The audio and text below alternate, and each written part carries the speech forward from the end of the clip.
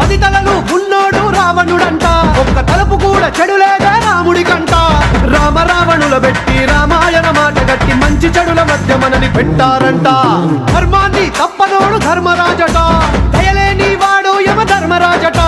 వీడి బాట నడవకుంటే వాడి వేటు తప్పదంటూ ఈ బతుకును నాటకంగా ఆడిస్తున్నారంట. రంగా రంగా రంగస్థలాన ఆడడానికంటే ముందు సాధనంటూ చెయ్యలేని ఆట బొమ్మలవు అంట.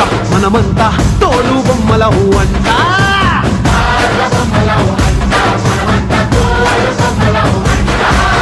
డుంగురు డుంగురు డుంగురు డుముకో డుంగురు